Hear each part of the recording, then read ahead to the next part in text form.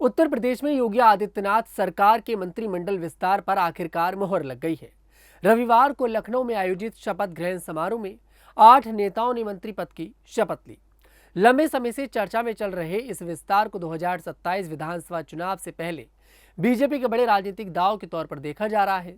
योगी सरकार के मंत्रिमंडल विस्तार में कृष्णा पासवान, मनोज पांडे, कैलाश राजपूत, सोमेंद्र तोमर, अजीत सिंह पाल, भूपेंद्र सिंह चौधरी, सुरेंद्र दिलेर और हंसराज विश्वकर्मा ने मंत्री पद की शपथ ली। शपथ ग्रहण समारोह में मुख्यमंत्री योगी आदित्यनाथ समेत सरकार और बीजेपी संगठन के कई वरिष्ठ नेता मौजूद रहे।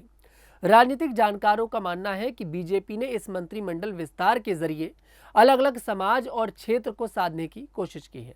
नए मंत्रियों में ओबीसी, दलित, ब्राह्मण, जाट, लोधी, वाल्मीकि और पासी समाज के नेताओं को जगह दी गई है।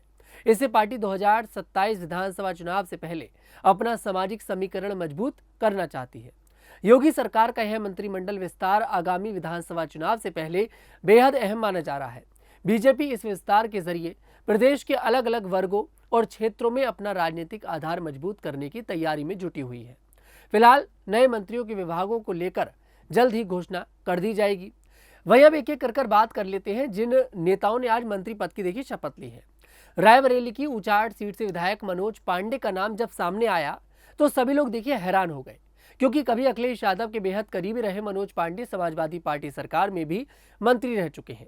लेकिन लोकसभा चुनाव के दौरान उन्होंने सपा से दूरी बनाकर बीजेपी का समर्थन किया और बाद में भगवा खेमे के साथ खुलकर खड़े नजर आए, जिसका आज योगी सरकार ने उन्हें इनाम भी दे दिया है। मनोज पांडे ब्राह्मण चेहरे के तौर पर बीजेपी के लिए अहम माने जा रहे हैं। राजनीति विज्ञान में पीएचडी कर चुके मनोज पांडे का लंबा राजनीतिक अनुभव है।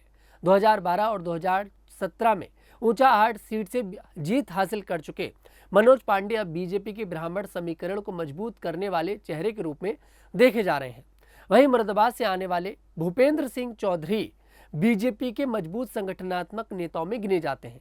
आरएसएस से राजनीति की शुरुआत करने वाले भूपेंद्र चौधरी साल 1979 में बीजेपी में शामिल हुए थे। संगठन में कई अहम जिम्मेदारियां निभाने के बाद वे यूपी बीजेपी अध्यक्ष भी बने।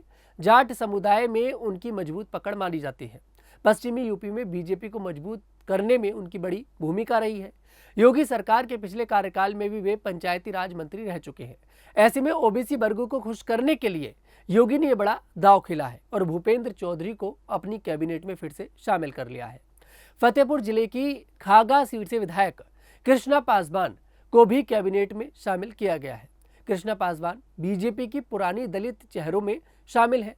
उन्होंने कई बार चुनाव जीतकर अपनी राजनीतिक पकड़ साबित की है। साल 2022 के चुनाव में उन्होंने समाजवादी पार्टी के उम्मीदवार को करीबी मुकाबले से हराया था। बीजेपी ने दलित वोट बैंक को मजबूत बनाए रखने के लिए पासी समाज को प्रतिनिधित्व दिया है।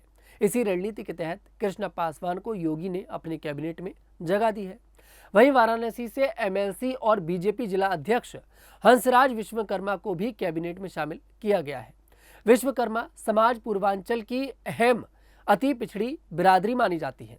हंसराज विश्वकर्मा को प्रधानमंत्री नरेंद्र मोदी के करीबी नेताओं में भी गिना जाता है। बीजेपी लंबे समय से गैर यादव ओबीसी वोट बैंक को मजबूत करने की रणनीति पर काम कर रही है। ऐसे में विश्वकर्मा समाज को कैबिनेट में जगह देकर पार्टी ने पूर्वांचल और अति पिछड़े वर्ग को एक बड़ा संदेश दिया है। बीजेपी ने इन्हें मंत्री बनाकर दलित वोट बैंक में वाल्मीकि समुदाय को एक मजबूत संदेश दिया है। वहीं कन्नौज की तिवरा सीट से विधायक कैलाश राजपूत को भी कैबिनेट में शामिल किया गया है। वे लोधी समाज से आते हैं, जो उत्तर प्रदेश की राजनीति में प्रभावशाली समुदाय माना जाता है। कैलाश राजपूत अलग अलग दौर में हर बार सत्ता पक्ष के साथ रहे हैं। साल 1996 में बीजेपी, 2007 में बसपा और फिर 2017 में बीजेपी से विधायक बने। इसके बाद फिर से विधायक बने। कन्नौज और आसपास के इलाके में लोधी वोट बैंक पर उनकी अच्छी पकड़ मानी जाती है। ये वो 6 नाम हैं जिनको यहाँ पर मंत्री बनाया गया है। बाकी देखिए 2 का प्रमोशन कर दिया गया है। कुल मिलाकर 8 मंत्रियों ने आज शपथ ली है।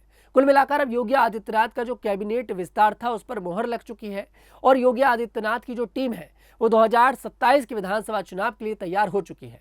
अगर देखा जाए तो यहाँ पर अखिलेश यादव को बड़ा झटका लगा है, क्योंकि अखिलेश यादव एक तरफ पीडीए की बात करते हैं, पिछड़ा, दलित और अल्पसंख्यक, अब यहाँ पर पीडीए तो फेल हो गया, क्योंकि योगी आदित्यनाथ ने ज्यादातर सभी वर्गों को साधने की कोशिश करी है, चाहे वो ब्राह्मण हो, चाहे वो पासवान हो, चाहे वो लोधी हो, चाहे वो वाल्मीकि हो, चाहे वो जाट हो, सबको साधने की कोशिश करी है। फिलहाल योगी आदित्यनाथ के कैबिनेट का विस्तार हो चुका है। अब देखना यही दिलचस्प होगा कि आखिरकार ये जो कैबिनेट का विस्तार हुआ है, इसका असर 2027 के विधानसभा चुनाव पर कितना पड़ता है। फिलहाल इस पर आपकी क्या राय है, कमेंट सेक्शन में जरूर बताइएगा। मैं तनुज दीक्षित फिर आपसे मुलाकात करूंगा, तब तक के लिए हमारे साथ देखते रहिए न्यूज़ 15 उत्तर प्रदेश।